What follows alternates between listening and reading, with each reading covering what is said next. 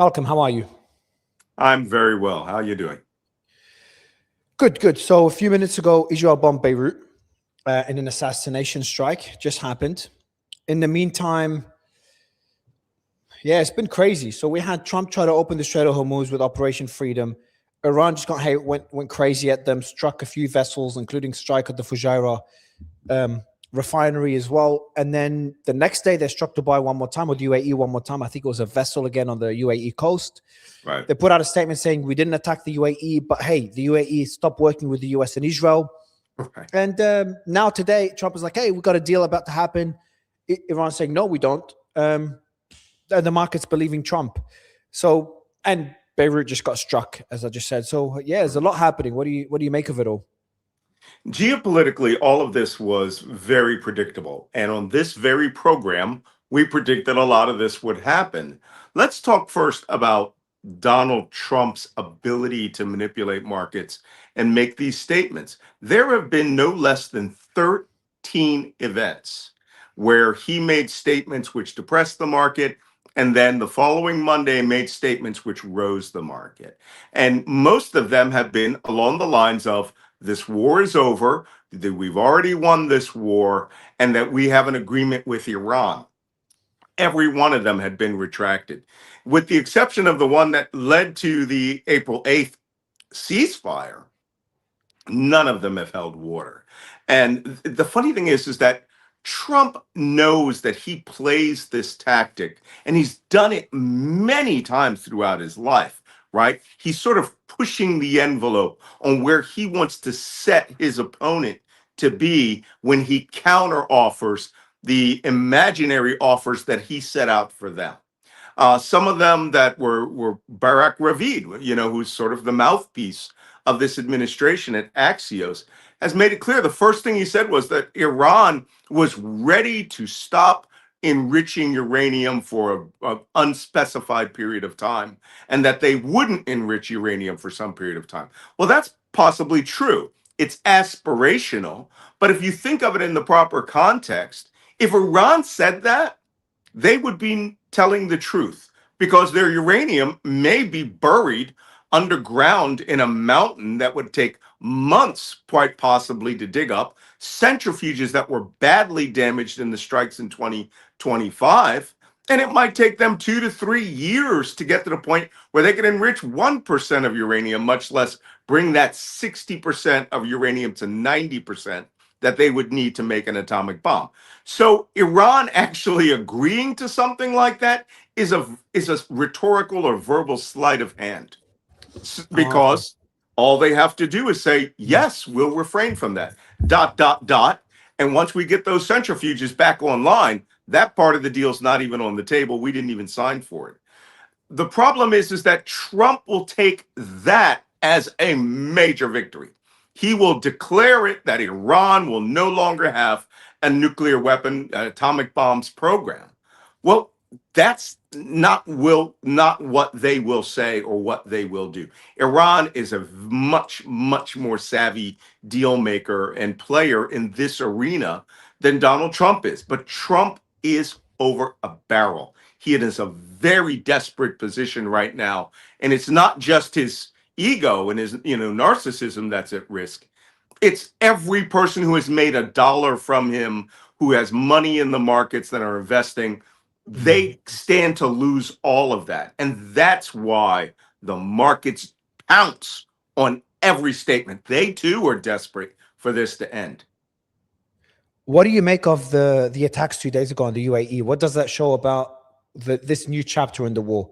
It seems to be Iran's focus is still asymmetric warfare, but not across the entire Gulf. It's across one country, and one that is probably closest to first double down on U.S. relations, but it's also the closest to Israel as well. The funny thing is that I've never started a doctorate, and I've always thought, if I'm going to write a PhD, there's going to have to be a really good subject, right, to do my doctoral thesis. I'm starting to think the animosity between Iran and the United Arab Emirates, now there is something unspoken that no one has really written about. I don't know whether it's the affluence of Dubai, and you and I both know that Dubai Creek is always full of dhows. of Iranians that come over to buy products and goods to bring back to Iran to sell for a much higher price. I mean, that's been going on throughout this entire war. But there is a personal animosity about the way that the Emirates, luxuriated itself, that Sheikh Zayed, the founder, or I should say the father who stitched together the seven Emirates together. Iran just has it in for the United Arab Emirates. And it's not just because of the military relationship with the United States. The US had bases in Qatar and Bahrain and Kuwait a decade before Al Dhafra Air Base opened. I was there when the first US aircraft flew into that base, and it was mainly logistical and support. Maybe they're using the excuse of the UAE's adherence to, wanting to buy into the Abraham Accords and having this physical relationship now with Israelis operating in the country, operating defensive air defense systems. That can't be it either. So, Yeah, or they just that's feel what. they're so vulnerable that we have this phrase, right? A sledgehammer against glass. That if they can just get in one good hit, right, with massive casualties on the UAE, they could shut down its trade, its center as an international business hub, its location as an international market and tourism. That shows that Iran doesn't understand the UAE. I lived there for a decade when this was really starting to explode. And even when there was an economic collapse in the world, the UAE expanded. And Iran just, I don't know whether they resent it or whether it's become just a personal bugaboo. I think that they've already feel that they've taken Qatar off the table, Bahrain off the table. They could probably really influence Kuwait. They can't do anything against Saudi Arabia because of its immense size, but they are focusing their ire on the United Arab Emirates. And apparently it's not working. Almost 600 ballistic missiles, almost 3,000 drones were fired at the country, hundreds of cruise missiles. They can't break through, but maybe they feel that there's a burn through rate, that if they keep doing this from time to time, that they could get the Emirates in a vulnerable position. I don't see that happening at this point. So it's more than just it's the best way to get back at the US without escalating. It's like I thought it was the best cost benefit analysis strategy. So the cost is you just fire a few missiles. The worst thing is that the UAE is pissed off at you, but the UAE won't do anything about it. It's not like Saudi. Saudi has a lot more military capabilities. If they strike a US ship, then the US may be forced to respond. That will be a high cost. So the UAE was the lowest cost at the highest benefit in terms of pressuring the US. So they could strike Saudi to pressure the US, but again, the cost is too high if Saudi gets involved. Could it just be analytical that this is their best way to indirectly pressuring Trump? It's a way, but if that's true too, then they have really underestimated the Emirates. Again, I've lived there for a long time, and I think that Saudi Arabia's real shield is its vastness. It's really big, right? I've been across Saudi Arabia. It is enormous, and there's nothing between enormity, right? A city here, nothing. City there, oil fields. The Iranians can't influence it the way that it can the Emirates. The Emirates has made itself this tourist hub, this aviation hub. Between Etihad and Emirates Airlines, turned themselves into global, aircraft lines that move hundreds of millions of people now per year. And if they think that's infrastructure that we can strike and that will bring the Emirates around to seeing the error of their ways, that's not how it's done there. Qatar hit Ras Laffan, it works, right? Bahrain, wipe out the U.S. base in Bahrain, hit the oil refineries and pumping stations in Bahrain, which is this big. It works. Kuwait, smash bases, hit the desalinization plants. That kind of coercion will work.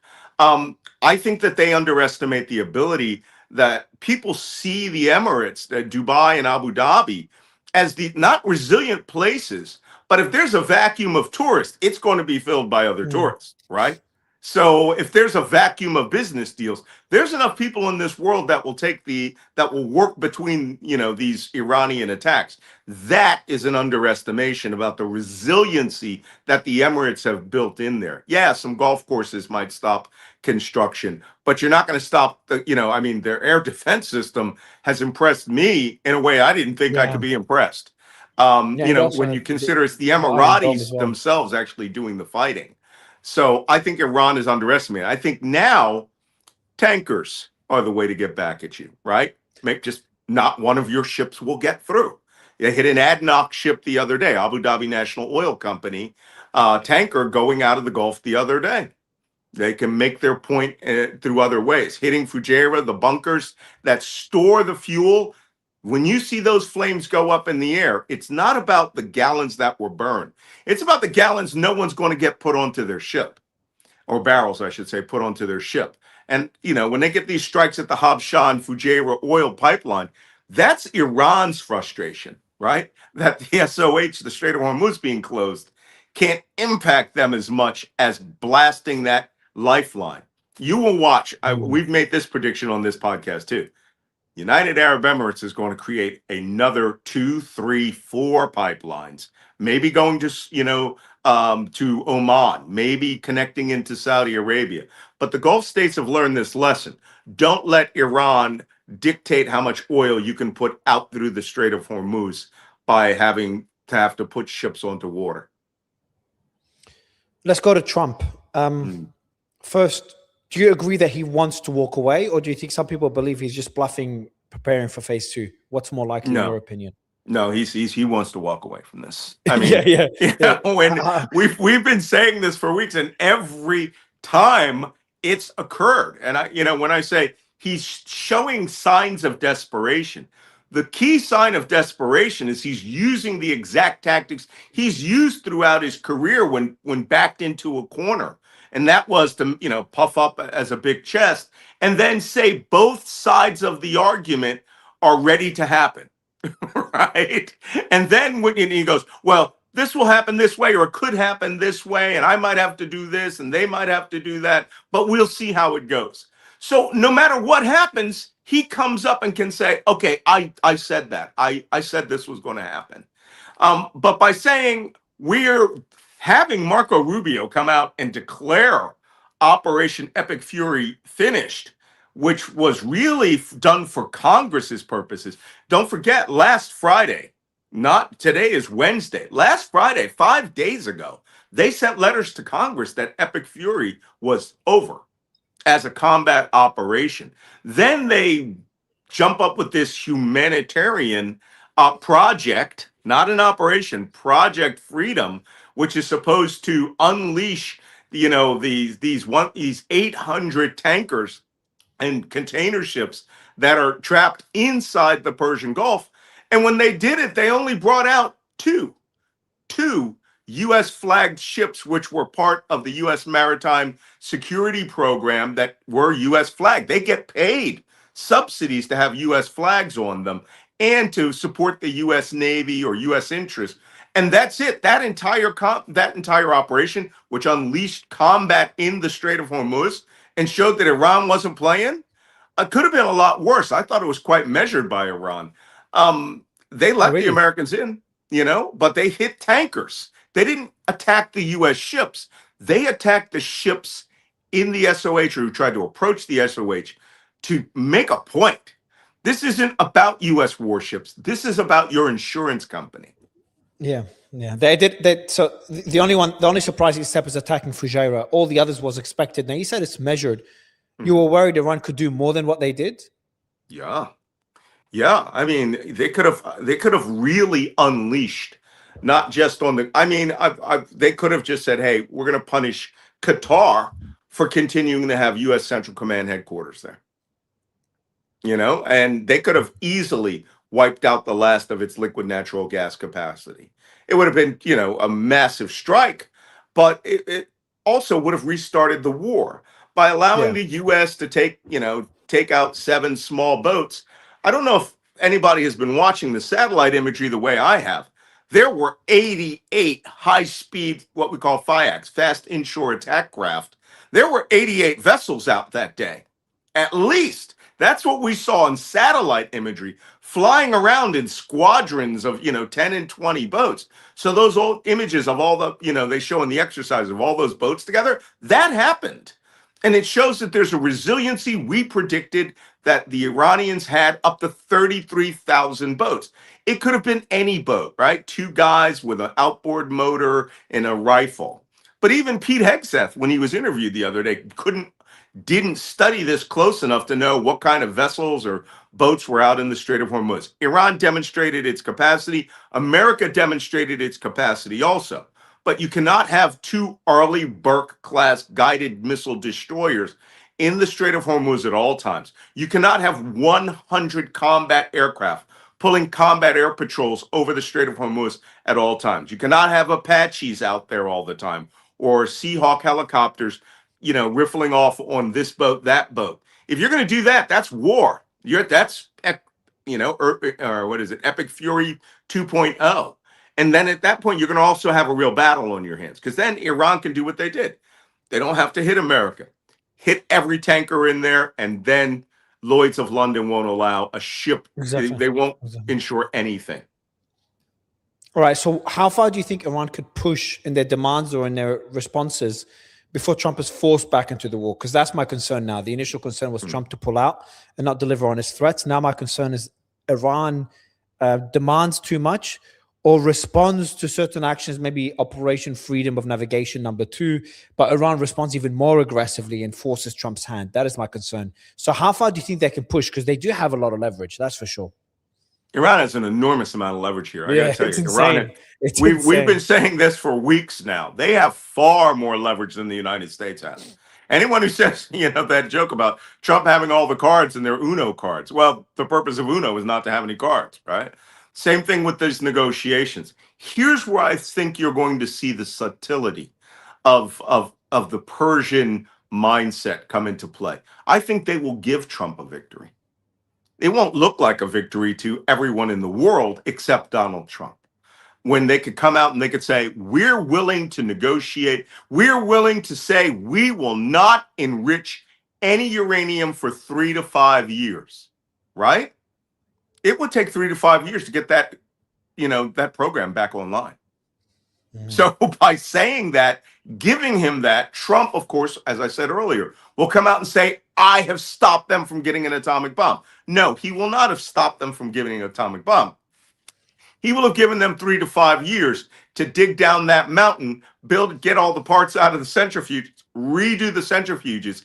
And day one, after year number 5, they will start they will start enriching uranium from 60% to 90%.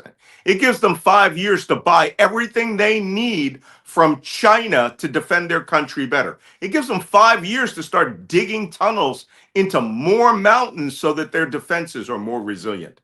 Trump needs this war to stop because of the price of oil, the impact on the global oil markets. It's now impacting every farmer in the United States.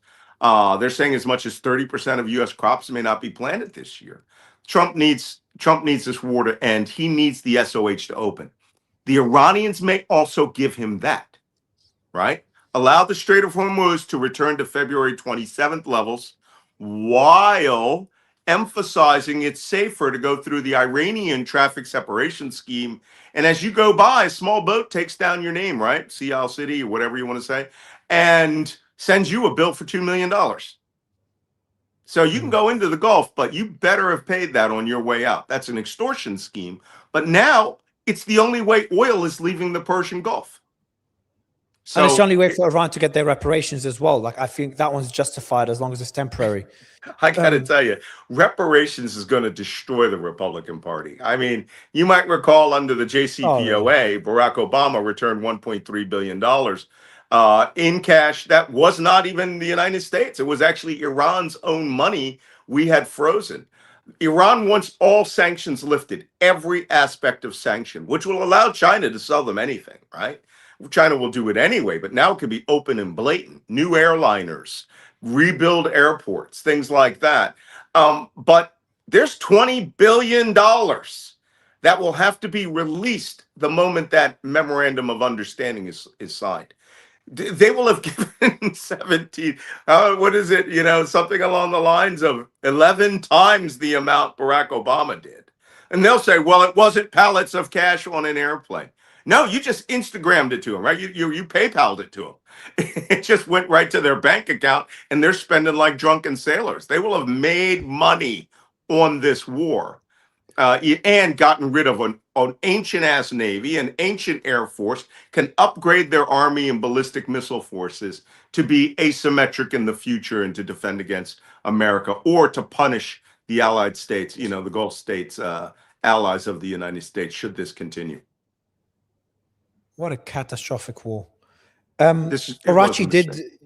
The Arachi just met the foreign minister Wang Yi in China, and he put out a statement earlier today. In the statement, there's one sentence I want to read out. He said, China supports the establishment of a new post-war regional architecture that can coordinate development and security. New post-war regional architecture. And then you've got Ghalibaf talking about how Iran is now a regional power. So they're preparing for a new framework for the region. They're preparing for a new page for the state of Iran. And China seems to be playing a much bigger role in that new chapter. How's it going to look like? How's it going to look like for the Gulf and for the rest of the world? And could we see the beginning of Iran becoming a world player? This is what's regrettable about this entire war. Look, I don't mind fighting the Iranians. I fought the Iranians face to face in the 80s. We actually blew up one oil platform, which is their single largest producing platform in the history of Iran, burned for a year, right? This is the sort of thing that Iran can afford, this kind of punishment Iran can afford to take. What cannot happen is that it goes back to the previous way that it was. So by initiating the multi-pass system, right, by saying that you actually have to pay your way in and way out, China just endorsed that. Here's the problem. Then the Houthis are going to do that in the Bab el-Mandab waterway. The Straits of Malacca can now have the Indonesians come out and say, hey, we're going to start charging you guys. Donald Trump has been a transactional leader, and he has made this, you pay us for everything we do. America looks at you, you pay us. America gives you aid, you pay us, right? Straight out of Goodfellas.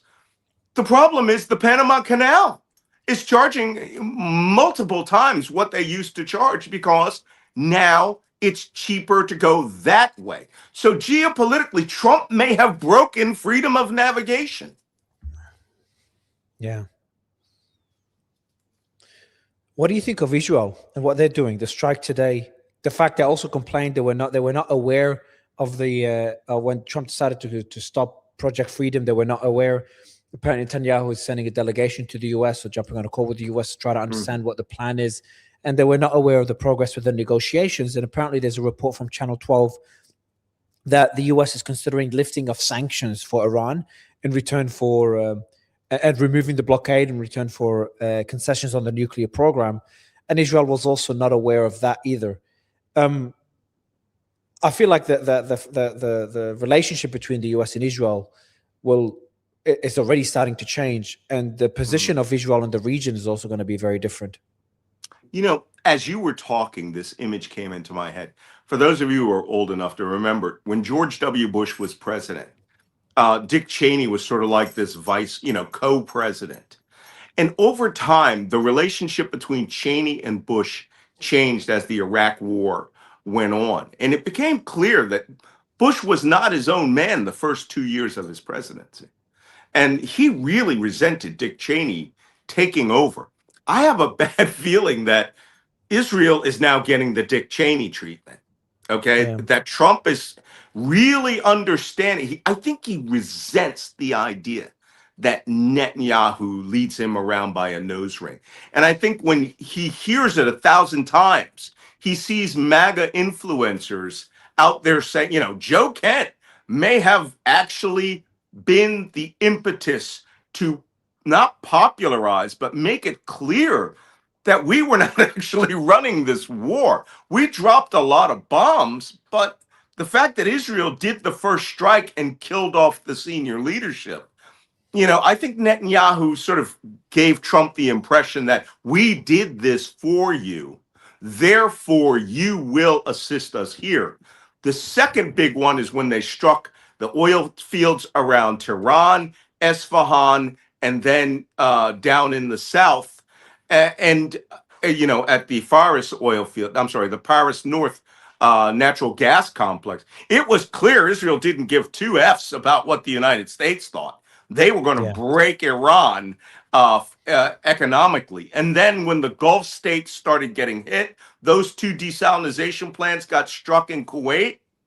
It was becoming pretty clear to the United States that Israel's punches were being thrown, but we were feeling the pain, right? You hit Iran, but we get the systemic pain into our kidney in a long circle through attacks on our Gulf state allies. I think that there is a big change in the relationship, but Trump, right? He'll go back. Some big donor will give him $500 million and say, repair the relationship with Netanyahu. But I think that Trump has seen now that to get that piece of paper, to get that MOU, he needs Netanyahu to be on his best behavior. Netanyahu throwing that assassination strike into Beirut today. Also, the fighting that's going on down in the south. Another statement saying that they want the million people down there to leave. Other statements showing that they claim they are about to Gazify everything south of the Litani, including leveling Christian villages. I think that they've shown that they are not a good ally when it comes to, helping and assisting the United States strategic goals. But I've said that from the beginning. I learned that lesson in 1983. Israel looks out for Israel. And that's how they have survived all this time. It's a question of what leverage Trump has against them to rein them in, so that all he wants is the MOU. And he wants to call it's even if it was the exact JCPOA, so long as it doesn't have Barack Obama's signature on it, and he can falsely claim that he got rid of the Iranian nuclear weapons program, he's ready to do anything. Then why did he try Project Freedom? What was the thinking there? Yeah. What was the analysis with General Kane? Like, what did General Kane tell him, or Cooper? What did they tell him to say, oh, that's a good idea. Let me test that. Let me see how Iran would respond to that. What's funny is because about 5 hours before the first operation occurred, I had written a Substack called what did I call it? The small small boat wars are about to begin. I knew exactly what was going to happen the moment that they said they were going to bring these ships in. We were going to get 2 ships through, right? But it's not freedom of navigation. It's sneaking through the Musandam Peninsula. And then we were going to try. Their intention is weird, okay? I mean, again, if I was a senior NCO, senior leader, they are giving advice and they go, well, Chief, you were down here. You did this in the 80s. What are you doing? I would have said, what is this? Back to the Future? 1985 is happening all over again? Operation Earnest Will? They didn't even do that. We escorted tankers through right down the middle of the traffic separation scheme with both fingers up at the Iranians. And the first thing that happened is one of our tankers hit a mine. And then we had to stop going in front of the tankers and get behind the tankers. This is called lessons learned. Someone apparently found a news article or something from 1985 and said, why don't we do another version of this? We'll sit 2 ships on the opposite ends of the Strait of Hormuz, give an air defense umbrella, have aircraft and helicopters over there, and we'll let these U.S. tankers come out. Well, that worked. The problem is their follow-on, Mario, was that they expected this to be like popping the cork off a bottle of champagne, and that the 800 other ships were going to come rushing through the what we now call the Southern Traffic Separation Scheme, right? The one that's really close aboard to the Musandam Peninsula, which has some very, very difficult navigation. There's some reefs that are there that if that's the one on the Omani side, yeah, on the Omani side, yeah, but really close to the Omani side. I've taken boats up there, I've camped up there, but you could have had an ecological disaster if a ship had been hit by fire or ran aground and scraped its hull on a reef. Very large cruise carriers can't go that route. So what do? They go through the Iranian Easy Pass toll booth.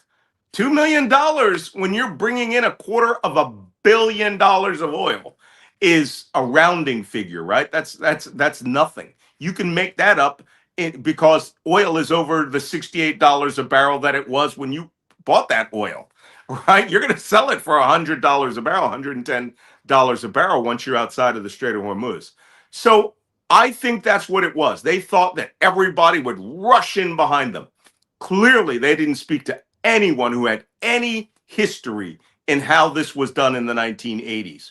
We were under attack constantly. You go through the Strait of Hormuz at battle stations. It's nerve-wracking. The Iranians, again, did not attack U.S. warships directly. They attacked the tankers, right? That French container ship, another.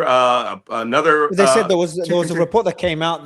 So there's two reports. One of them is they fired 2 missiles at a U.S. warship as a warning shot. Another report came out of, I think, Iran, that apparently one of the warships was actually struck with drones, missiles, and rockets, unconfirmed, unlikely. Yeah, that was the first report. I mean, that was the first words out of there.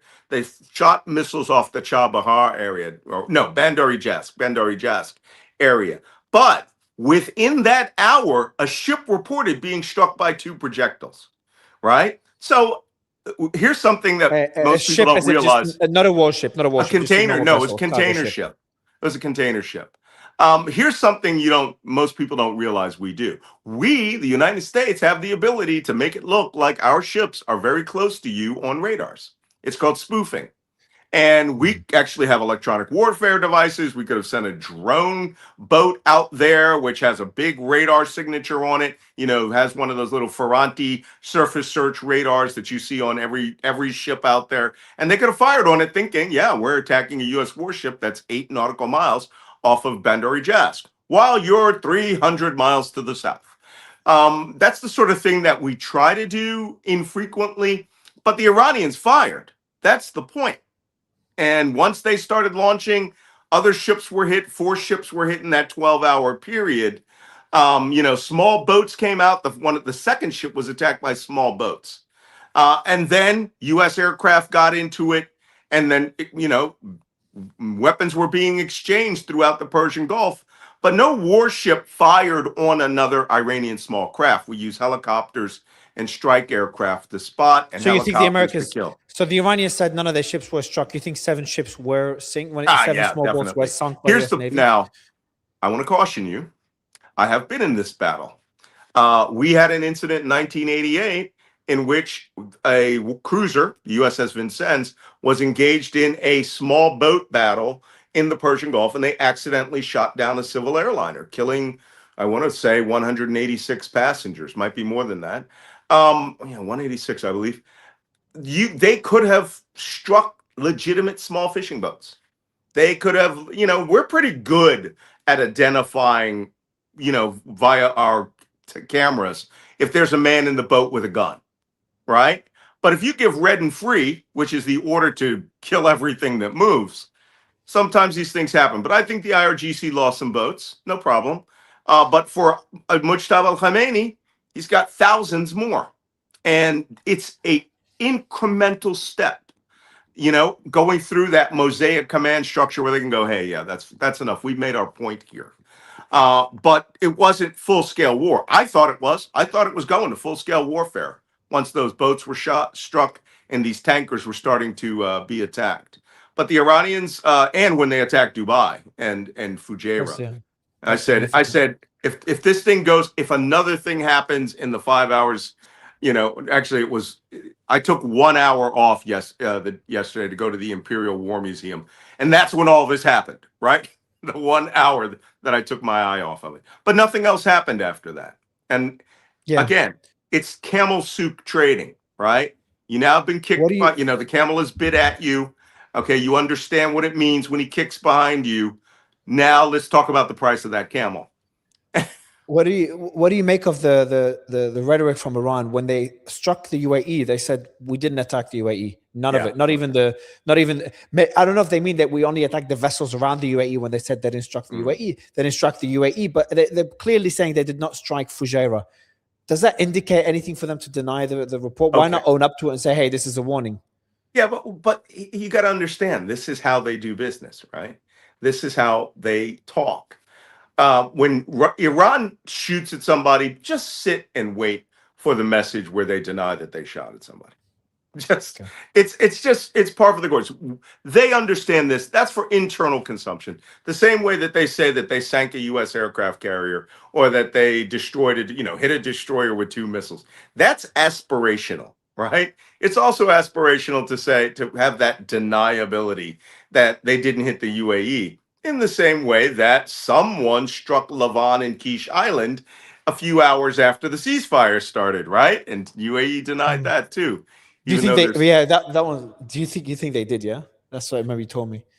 there's Fucking hell, Mirage that's crazy. That is 2000s crazy. flying over Lavon and Quiche. So So you did? it, You, are you sure there was? Do you sure there was a Mirage 2000 flying yeah, over? there's photos of it. But the That is point is, crazy. it doesn't matter. This is, remember, warfare, as von Clausewitz said, is politics by other means. Now that the warfare phase has happened, everybody has had their ability to spit and throw chairs. What are you going to do at the table? And this is where Iran has a distinct advantage. They're going to give Trump some victories. And those victories are not going to be victories. They're going to be like monumental losses. But to Donald J. Trump, they will look like victories. And to a lot of the Americans, guess the number. I don't think I've told you this. Guess the number of Americans, according to a Harvard poll, the number of Americans that believe that the U.S. has won the war or is winning the war against Iran. I'd like to see how that question was fashioned. I believe that number was 71%. Yeah, 70, 74. Yeah. Oh, so I told 74. you that. Oh, you saw it. Yeah. I That's saw a crazy. CNN report. However, Yeah, yeah. 63% That's of pretty wild, Americans say we shouldn't have been in this war from the first place Yeah, and that yeah, it was a waste. Now, as time goes on, when the real news starts filtering down, that we had 16 bases that were massively hit. We lost hundreds of billion, we lost tens of billions of dollars in equipment, right? And then they're going to start asking why. That's when that number will shift. It's really a question of how you ask the poll, right? Did we expend a lot of ordnance and destroy a lot of Iranian stuff? 74% of Americans probably say yes. Good job. The military does what it does. Did we win the war? The answer will be no. Yeah, but it's a good thing that a lot of Americans believe it, because then it just makes it easier for Trump to walk away. Actually, was it you who said that on one of your podcasts I earlier? did. I've said it a few times. Yeah, I've said it a few times. I saw that, and I agree with you on that. Take the off ramp, right? Screech to the car. What does miss what the do you? barriers? Take the off ramp. Call a There was a victory. report there's a report as well that came in. The Gulf nations are questioning the point of defense pacts with the U.S. after Trump did nothing following Iran's attacks on the UAE. Looks like the friends. So unconfirmed reports that the Gulf countries are questioning that alliance with that defensive umbrella by the U.S. Is it true, or do you think they'll understand this is a one-off, this is a limited attack? How significant is it that the U.S. did not respond, not even symbolically? I don't think that that's significant at all. I think that these relationships up until this war started have been pretty transactional. The expenditures that they made on U.S. weapons and equipment, the diversification of their weapon systems has been pretty good. All right, that investment was good. No ballistic missiles. Drones have hit downtown Dubai, but I don't think any ballistic missiles got through and struck major cities. Look, when somebody pops 600 ballistic missiles at you, downtown Dubai could have been devastated. Burj Khalifa could have been hit. It shows that their investment in defense. The problem is that's 49 years or 47 years of investment went up in smoke in this war. They now have to restock, rearm, reorganize. And they will. All of the Gulf states will do this. However, one thing I think that's going to happen out of this that's if they have the drones. Remember the drone towards Burj Khalifa? Yeah, the drones. Yeah, but that drones. Is crazy. Look at the view. And then I you see it remember. come close to it. Yeah, it's insane for people that haven't seen it. Just you reminded me of it. The point is, now is the time for the GCC to really come together as an Arabian, Persian Gulf, Arabian Gulf, NATO. Right? The French have fracturing, Malcolm. This is the time to come together and start, one, unifying your air defense grid, right? Get it together so that, when there's air defense patriots at Ruwais, it covers the southern side of Ras Laffan in Qatar, right? So that there is an integral network of command from Kuwait down to Oman. If you do that, leakers won't get through, because what you have is you have these individual countries, right? And things are coming through in between these gaps. And I think that that's just an old cultural, tribal impediment that really this war should show you. They're all in this together. You can't laugh and go, haha, Qatar took more hits, you lost liquid natural gas. Yeah, well, if Qatar's air defense grid goes down, that means aircraft and drones can come into Saudi Arabia with impunity. So the GCC needs to integrate into a unified, if you can't agree on oil production, you better agree on defense. Because the next time this happens, which could be 6 months from now, what if, here's my what ifs. I always give you what I call the 5%. The 5% chance that this could happen. 95% it won't. What if Iran takes some of that 60% enriched uranium and makes a World War II size atomic bomb and just detonates it in the Baluch Desert? It's critical enough that they could do that. They don't need 90% uranium. 90% uranium's for a basketball-sized atomic bomb warhead. But if Iran decides, you know what, maybe we should just be a nuclear power, and they work with North Korea, they work with China, and suddenly they start getting ballistic missiles with better throw weight. Maybe we've said this before too. What if 5 atomic bombs from North Korea just magically appear? And they become a nuclear power.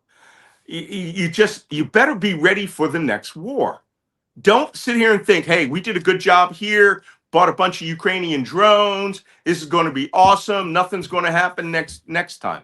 Next time we already saw. Next time has now been 25 days after the ceasefire, and it could be tomorrow. It could be 6 months from now. It could be a year, and it could be bigger than what you had, right?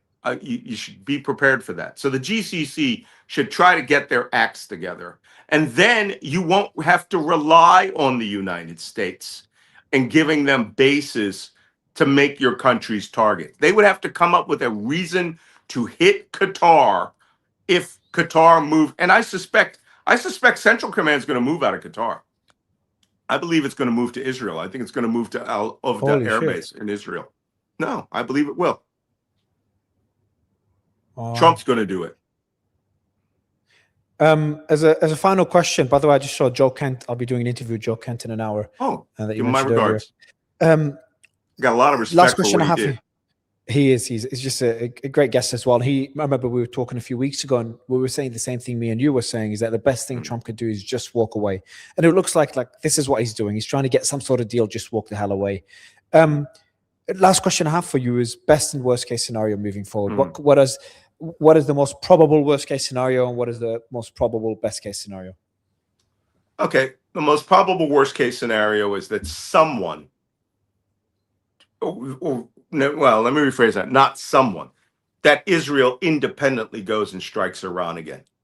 Like they figure out where Mujtaba Khamenei is, and and they just start blasting Iranian oil infrastructure, doing the full Leroy Jenkins, yeehaw, fuck the law, and just saying, hey, Israel's interests are separate from that of the United States with regards to Iran. You did not carry out the job. That's the worst case scenario, because I have a suspicion that Iran will not be shooting at Israel anymore. That's not a good pressure point. It's a good point for spectacles, right? Having those multiple Khorramshahr warheads come down over Tel Aviv. But only 27 people were killed in the entire war, even though 7,000 were injured running to bomb shelters. It's not a good investment. It's a rhetorical investment.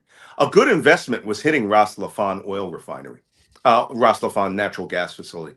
I got to tell you, that was a thumb on a pressure point that it gave Qatar excruciating pain and may remove the United States from Qatar.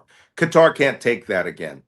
As you also see, those resources we moved into the Gulf were for us, our use against Iran. They were not for the defense of most Gulf states. Just be honest about that.